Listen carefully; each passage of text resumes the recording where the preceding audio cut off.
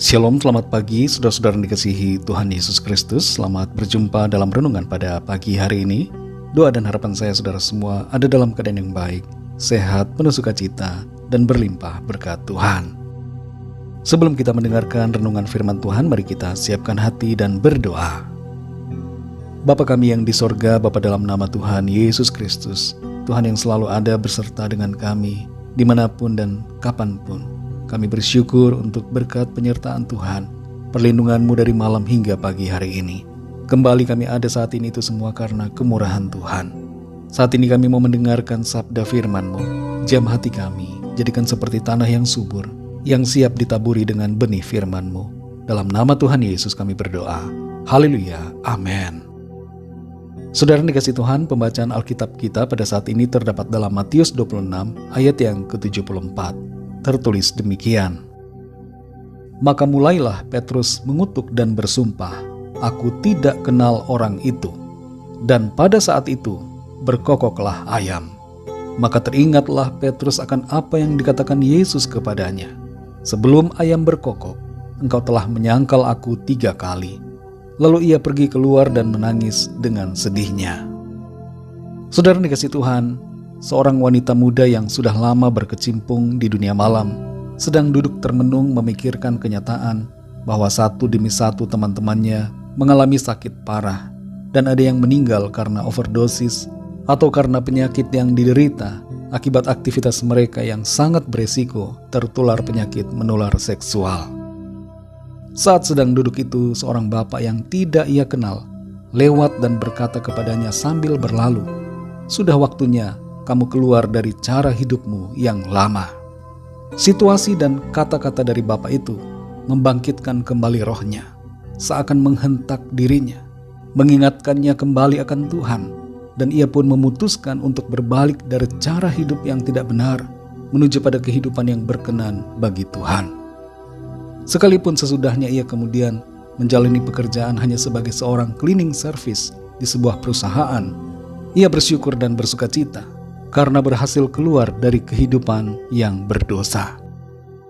Saudara dikasih Tuhan, terkadang Tuhan memakai berbagai situasi dalam hidup kita untuk membangkitkan kembali roh kita yang sudah tertidur. Tuhan mau agar kita sadar akan keadaan diri kita yang sedang merosot secara moral atau yang menjauh dari firman Tuhan, agar kembali kepada cara hidup yang dikenan Tuhan dan sesuai dengan kehendak-Nya. Dalam Matius 26 ayat 72 ini, Petrus tersadar oleh suara kokok ayam. Tuhan tidak berbicara langsung secara audible kepada Petrus, tapi Tuhan memakai seekor ayam untuk menyadarkan dan membuatnya bangkit. Memang pada saat itu Petrus mengalami penyesalan dan kesedihan yang mendalam, tapi ini merupakan momen yang tidak bisa ia lupakan dan menjadi pengingat bagi dirinya untuk tetap setia dan tidak menyangkali Tuhan. Ada sebuah contoh lain tentang bagaimana seseorang dibangkitkan melalui keadaannya, yaitu dalam perumpamaan Tuhan Yesus tentang anak yang terhilang. Dalam Lukas 15 ayat 16-17 tertulis bahwa anak yang terhilang itu kelaparan dan ingin mengisi perutnya dengan ampas yang menjadi makanan babi, tapi tidak ada orang yang memberikan itu kepadanya. Dalam keadaan seperti itu, ia menyadari keadaannya. Lalu ia bangkit, memutuskan untuk kembali kepada ayahnya. Saudara dikasih Tuhan, Tuhan dapat berbicara secara khusus kepada saudara dan saya lewat situasi yang kita alami. Ada begitu banyak cara yang bisa Tuhan pakai untuk menyadarkan dan membangkitkan kita kembali, untuk melakukan hal-hal yang dikehendaki Tuhan, dan untuk berjalan sesuai dengan rencananya. Kalau ada di antara kita yang saat ini sedang diingatkan Tuhan melalui situasi dan keadaan yang terjadi, ambillah respon yang tepat. Sadarlah dan bangkitlah. Kalau itu berkaitan dengan dosa, maka bertobatlah.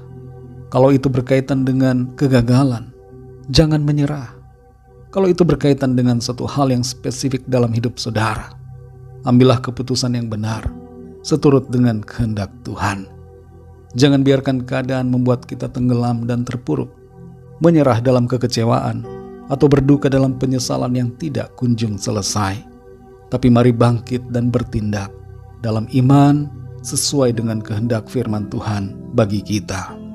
Tuhan itu sungguh sangat baik dan Ia berbicara kepada kita dalam berbagai cara, termasuk melalui situasi yang kita alami, untuk menyadarkan dan membangkitkan kita agar melangkah seturut dengan maunya Tuhan. Mari kita berdoa. Bapa kami yang di sorga, Bapa dalam nama Tuhan Yesus Kristus, kami mengucap syukur untuk firman-Mu yang kami sudah dengar, kami renungkan saat ini. Firman-Mu sungguh memberikan kami kekuatan dan sukacita, dan firman-Mu menuntun kami untuk kami mengerti apa yang Tuhan rindukan untuk kami lakukan ketika Tuhan berbicara melalui situasi dan keadaan yang kami alami. Berikan kami hati yang peka pada suara-Mu.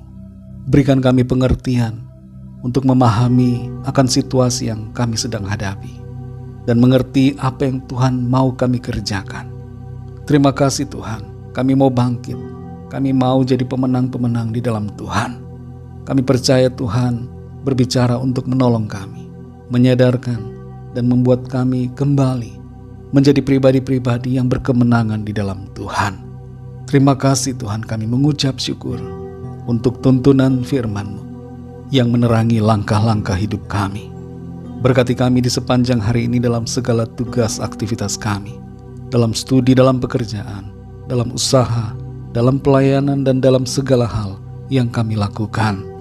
Kami bawa kepadamu setiap permohonan doa, setiap pergumulan yang kami alami masing-masing, agar Tuhan melawat dan menolong, menyatakan kuasa mujizat-Mu bagi kami. Kami percaya, kami terima jawaban doa, kami alami kemenangan karena kuasa Tuhan. Berkatilah bangsa dan negara kami Indonesia, juga semua bangsa dan negara di dunia ini. Lawat dengan kasih dan rahmat-Mu, sehingga setiap orang mengenal akan Engkau. Terima kasih Tuhan, dalam nama Tuhan Yesus Kristus, Tuhan dan Juru Selamat kami sudah berdoa dan mengucap syukur. Haleluya. Mari sama-sama kita berdoa doa Bapa kami. Bapa kami yang di sorga, dikuduskanlah nama-Mu, datanglah kerajaan-Mu, jadilah kehendak-Mu di bumi seperti di sorga.